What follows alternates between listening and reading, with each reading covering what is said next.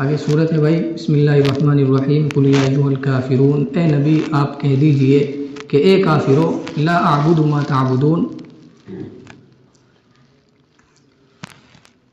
جن کی تم عبادت کرتے ہو میں ان کی عبادت نہیں کرتا، یا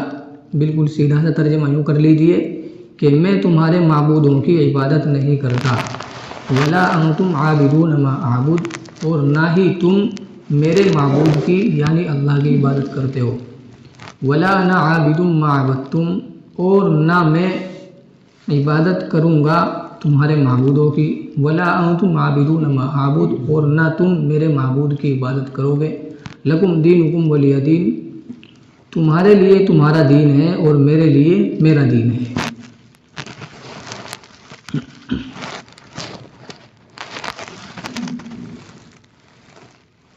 تبلیغ کا حکم آ جانے کے بعد نبی اکرم صلی اللہ علیہ وسلم نے یہ بات پہلے بھی آ چکی ہے کہ 3 سال تک آپ نے خفیہ تبلیغ فرمائی، چھپ چھپ کے، لیکن جب وَأَنذِرْ عَشِيرَتَكَ الْأَقْرَبِينَ یہ آیت اور فَاصْدَعْ بِمَا تُؤْمَرْ وَأَعْرِضْ عَنِ الْمُشْرِكِينَ یہ اس طرح کی آیات نازل ہوئی اور آپ کو کھلم کھلا تبلیغ کرنے کا اللہ تبارک و تعالیٰ کی طرف سے حکم ہو گیا، تو قریش جو آپ کو سب سے زیادہ سچا مانتے تھے، جو آپ کو سب سے زیادہ اچھا مانتے تھے، جو آپ کو اپنے میں سب سے زیادہ امانت دار مانتے تھے، اور ماننا بھی چاہیے کہ 40 سال کی زندگی بالکل صاف ستھری آپ کی انہوں نے دیکھی ہے اپنی آنکھوں کے سامنے، تو یہی محبت کرنے والے جو ہے آپ سے دشمنی کرنے والے بن گئے اور آپ کے مخالف بن گئے، آپ کے خون کے پیاسے ہو گئے۔ پھر جب آپ صلی اللہ علیہ وسلم نے ان کے معبودوں کی، جو جھوٹے معبود تھے، مورتیاں تھیں، ان کے بت تھے یا جو انہوں نے گھڑ رکھے تھے، ان کی کھلم کھلا برائی بیان کی کہ یہ بالکل اندھے ہیں، بہرے ہیں، گونگے ہیں، تم ان کو مدد کے لیے پکارو یہ سن نہیں سکتے، تم ان کے سامنے کچھ کھانے کو رکھو یہ کھا نہیں سکتے، اور ان کے سامنے جو آپ نے کھانے کا سامان رکھ دیا کوئی مکھی لے کے اڑ جائے تو یہ اس سے بھی چھین نہیں سکتی، یہ اتنے کمزور ہیں۔ تو جب آپ نے اور اسی طریقے سے جو آپ کے آباء و اجداد گزر چکے ہیں، جو انہی کی عبادت کرتے کرتے ان کو موت آ گئی تو وہ بھی گمراہی میں تھے، صحیح راستہ ان کو معلوم نہیں تھا، جب آپ نے ان بتوں کی برائی بیان کی اور جو آباء و اجداد ان کے مر چکے تھے اور اسی گمراہی کی حالت میں مرے ہیں، ان کا گمراہ ہونا آپ نے ان کے سامنے کھول کر بیان کیا، تو اب قوم کو اور بھی غصہ آیا اور بھی غصہ آیا، لیکن کیا کریں، ابو طالب ہیں اور آپ صلی اللہ علیہ وسلم کا خاندان ہے قریش آپ کے ساتھ میں، تو اس لیے بالکل بے فکر ہو کر آپ کو کچھ کر بھی نہیں سکتے ہیں۔ خاندان کا بھی ڈر ہے کہ بھائی اگر ہم نے ان کو کچھ کر دیا، کچھ زیادہ ہی کر دیا تو پھر ہماری بھی جان خطرے میں ہے، تو ابو طالب کے پاس آئے، کیونکہ آپ کے سرپرست جو ہیں ابو طالب ہیں فی الحال، تو قریش کی ایک جماعت جو ہے اپنا مشورہ کر کے ابو طالب کے پاس آئی اور اگر انہوں نے ابو طالب کے سامنے بات رکھی کہ ابو طالب آپ قوم کے بڑے آدمی ہیں، بااثر آدمی ہیں، ہم آپ کا احترام کرتے ہیں، جی آپ کا ہم لحاظ کرتے ہیں، یہ محمد جو ہے آپ کا بھتیجا ہمارے معبودوں کو برا بھلا کہتا ہے، ہمارے جو آباء و اجداد ہیں ان کو بیوقوف بتلاتا ہے، ان کو گمراہ بتلاتا ہے، آپ ان کو سمجھاؤ، اور اگر آپ نہیں سمجھاتے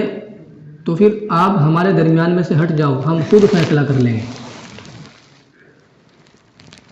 تو ابو طالب نے جو ہے ان کے ساتھ میں نرمی سے بات کی اور نہایت خوش اسلوبی کے ساتھ میں جو ہے ان سے بات کر کے ان کو واپس کر دیا، اور آپ صلی اللہ علیہ وسلم اپنی تبلیغ میں برابر جاری اور ساری رہے۔ کچھ دنوں کے بعد ان حضرات کی دشمنی میں پھر آگ لگی اور پھر بھڑکے وہ لوگ، پھر مشورہ کر کے آئے ابو طالب کے پاس میں کہ ابو طالب اپنے بھتیجوں کو سمجھا لو، ورنہ ہم میں سے ایک نہ ایک فریق لڑ کر ختم ہو جائے گا، بات برداشت سے بالکل باہر ہو رہی ہے۔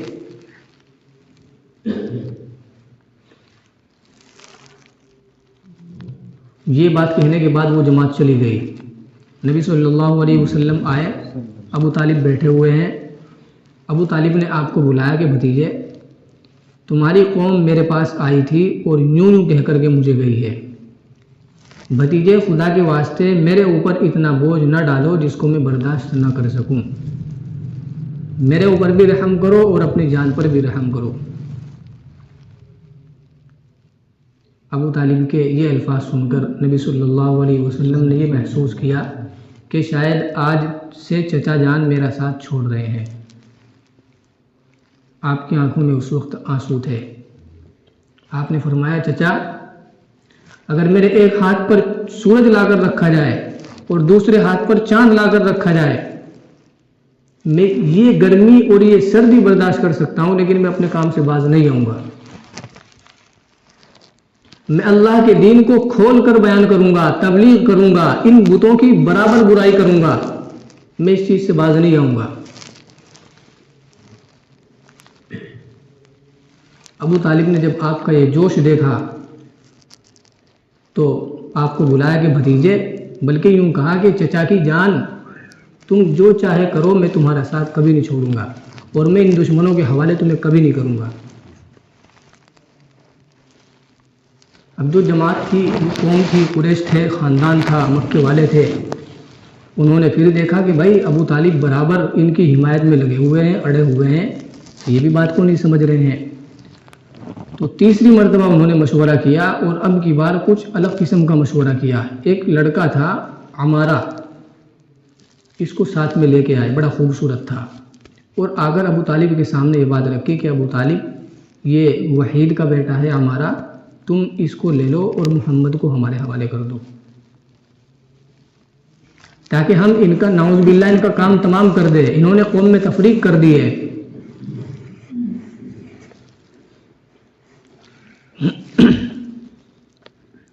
تو ابو طالب نے کہا کہ بھائی یہ کیا بات ہوئی، میں اپنا پالا ہوا بیٹا تمہیں دے دوں تاکہ تم اس کو قتل کر دو، اور تمہارا بیٹا لے کر کے میں اس کو پالتا پھروں، اس کی سرپرستی کروں، نگرانی کروں، کہ مجھے تمہارا یہ فیصلہ منظور نہیں ہے۔ تو ایک شخص تھا مطعم بن عدی، یہ بولا کہ ابو طالب تمہیں ہمارا فیصلہ سمجھ نہیں آیا، اتنی اچھی رائے تمہاری قوم نے تمہارے سامنے رکھی تھی لیکن تم نے اس کو ٹھکرا دیا۔ ابو طالب کو بھی غصہ آ گیا اور صاف انکار کر دیا کہ تمہیں جو کرنا ہے کرو، میں تمہارا یہ فیصلہ بالکل نہیں مانوں گا۔ پھر اس کے بعد کے جو حالات ہیں وہ کفار جو ہے بالکل ایک جٹ ہو گئے، اور جو بھی بے سہارا بے کس مسلمان ان کو ملتا تھا اس کو ستاتے تھے، پریشان کرتے تھے، اور ان کو یہ لگ گیا کہ محمد جو ہے یہ ذرا بھی نہیں جھکیں گے، تو انہوں نے جو ہے کچھ نرم ہوئے اور آپ صلی اللہ علیہ وسلم ہی کی خدمت میں ایک چیز رکھی انہوں نے کہ محمد اگر تم اپنے کام سے باز نہیں آتے ہو تو چلو ایک بات مان لو، 1 سال تم ہمارے معبودوں کی عبادت کرو، 1 سال ہم تمہارے رب کی عبادت کریں گے۔ تو اس پر جو ہے یہ سورت اللہ تبارک و تعالیٰ نے نازل فرمائی، جس میں اللہ نے فرمایا کہ اے نبی آپ ان کافروں سے کہہ دو کہ اے کافروں، جن کو تم پوجتے ہو، جن کی تم عبادت کرتے ہو، میں ان کی عبادت نہیں کرتا، وَلَا أَنْتُمْ عَابِدُونَ مَا أَعْبُدُ، اور نہ ہی تم میرے معبود کی عبادت کرتے ہو، وَلَا أَنَا عَابِدٌ مَا عَبَدتُّمْ، اور نہ میں عبادت کروں گا تمہارے معبود کی اور نہ تم عبادت کرو گے میرے معبود کی، لَكُمْ دِينُكُمْ وَلِيَ دِينِ، تمہارے لیے تمہارا دین اور میرے لیے میرا دین، تمہیں اپنا دین مبارک ہو، میرے لیے میرا اپنا دین ہے۔ تو یہ صورت نازل ہوئی تو کفار کی جو جماعت تھی وہ خانہ کعبہ میں بیٹھی ہوئی تھی، آپ صلی اللہ علیہ وسلم بے خوف و خطر بے فکر وہیں اس جماعت میں گئے اور آپ نے کھڑے ہو کر یہ صورت ان کو سنائی۔ وہ تو عربی تھے، اہل عرب ہیں، وہ سب سمجھتے ہیں، ترجمے کی ضرورت تو ہمیں ہے بھائی۔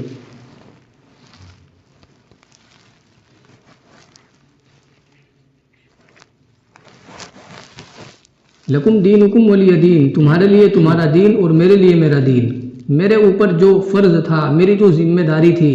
کہ میں حق اور باطل تمہارے سامنے کھول کھول کر بیان کرتا، میری جو ذمہ داری تھی کہ میں جنت کا اور دوزخ کا راستہ تمہارے سامنے رکھتا، میں وہ پوری کر چکا ہوں، اور ہر اعتبار سے ہر انداز سے میں تمہیں سمجھا چکا ہوں کہ بھائی کیا حق ہے اور کیا غلط ہے۔ آگے اگر تم لوگ نہیں مانتے ہو تمہاری بدبختی ہے، تمہیں اپنا دین مبارک ہو اور میرے لیے میرا دین ہے جو اللہ نے مجھے دیا ہے۔ یہ آخری آیت کا مطلب ہے۔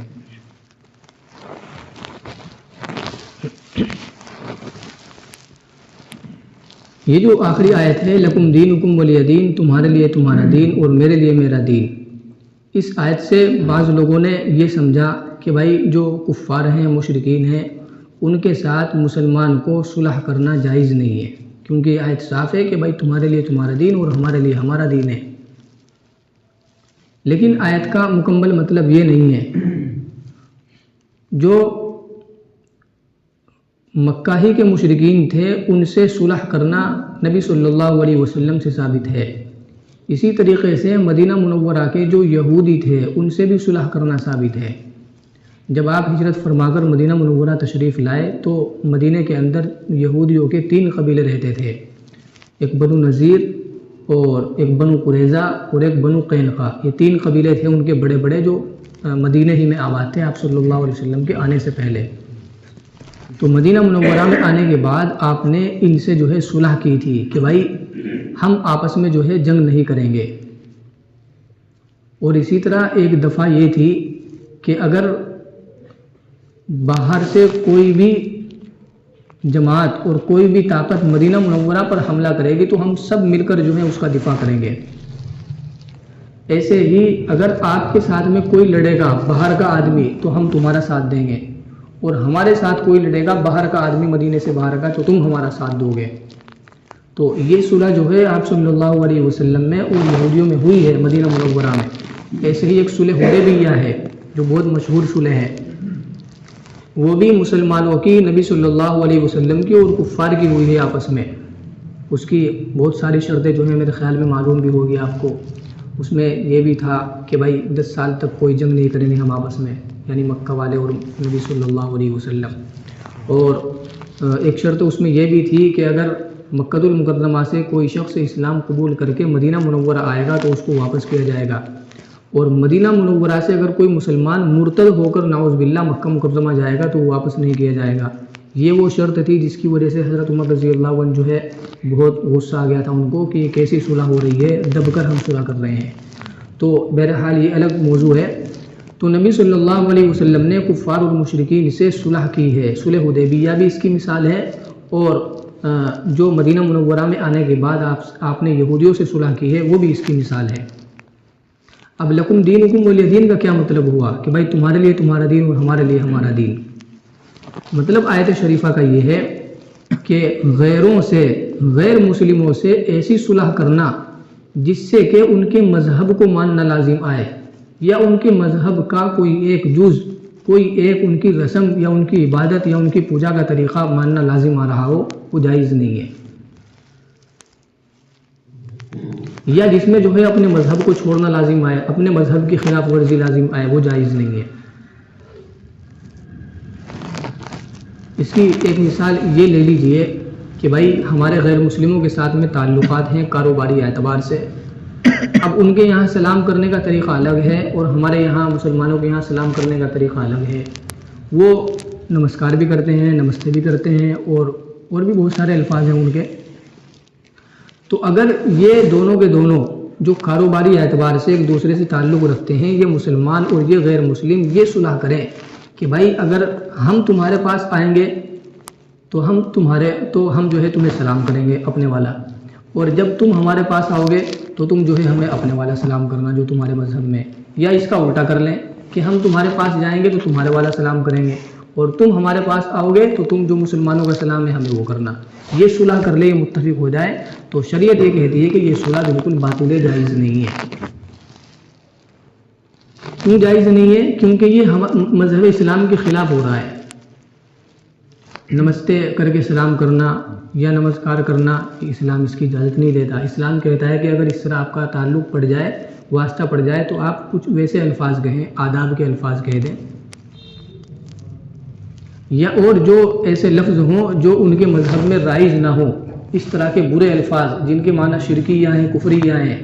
تو ایسے نہیں ہیں جو وہ کہہ سکتے ہیں۔ غیر مسلم آ کر کے اگر ہمیں سلام کرتا ہے، السلام علیکم، بہت سے کرتے ہیں، بالکل صاف ستھرا سلام کرتے ہیں، تو ہمیں نبی صلی اللہ علیہ وسلم کی تعلیمات ہمارے لیے یہ ہے کہ آپ اس کو وعلیکم السلام نہ کہو، بلکہ السلام علی من اتبع الہدی کہو، یا صرف اتنا کہہ دو کہ وعلیکم، اس کی بھی گنجائش ہے۔ تو یہ صلح چونکہ مذہب اسلام کے خلاف ہو رہی ہے غیر مسلموں کے ساتھ، اس لیے یہ باطل ہے، یہ جائز نہیں ہے۔ اور ایسی صلح غیر مسلموں کے ساتھ جس میں اپنے مذہب کو چھوڑنا لازم نہ آئے، اپنے مذہب کے خلاف ہونا لازم نہ آئے، وہ آج بھی کر سکتے ہیں جیسے نبی صلی اللہ علیہ وسلم نے کی ہے۔ بلکہ ایسی صلح جو شرعاً جائز نہ ہو، مسلمان بھی آپس میں نہیں کر سکتے۔ اس کی بھی مثال لیجیے، دو خاندان آپس میں رشتہ دار ہیں اور وہ یہ صلح کر لیں کہ بھائی تم اپنی بیویوں کا جو ہے ہم سے پردہ نہ کرانا اور ہم اپنی بیویوں کا تم سے پردہ نہیں کرائیں گے، یہ صلح کر لیں وہ، تو شریعت یہ کہتی ہے کہ یہ صلح بھی جائز نہیں ہے۔ حالانکہ یہاں دونوں مسلمان آپس میں صلح کر رہے ہیں، دونوں طرف مسلمان ہیں، کیوں جائز نہیں ہے؟ کیونکہ یہ شریعت کے خلاف ہو رہی ہے۔ تو کل ملا کے حاصل نچوڑ اور نتیجہ یہ نکلا کہ ہر ایسی صلح جو شریعت کے خلاف ہو وہ جائز نہیں ہے، چاہے دو مسلمانوں میں ہو اور چاہے ایک مسلمان اور ایک کافر کے درمیان ہو۔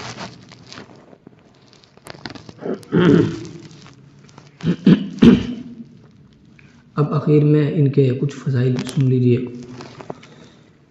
فضیلت یہ ہے، نبی صلی اللہ علیہ وسلم فرماتے ہیں کہ سورہ قل یا ایھا الکافرون 1/4 قرآن کریم کے برابر ہے۔ اس کے چوتھائی قرآن کے برابر ہونا اور تہائی قرآن کے برابر ہونا سورہ قل ھو اللہ احد میں یہ بات آئی تھی۔ تو دو مطلب اس کے ہیں، ایک مطلب تو وہی ہے جو مشہور ہے اور بات ایک دم سمجھ میں آتی ہے کہ بھائی 3 مرتبہ قل ھو اللہ شریف پڑھیں گے تو ایک قرآن کریم پڑھنے کا ثواب ملے گا، اور چوتھائی قرآن کریم کے برابر ہے سورہ قل یا ایھا الکافرون، یعنی اگر 4 مرتبہ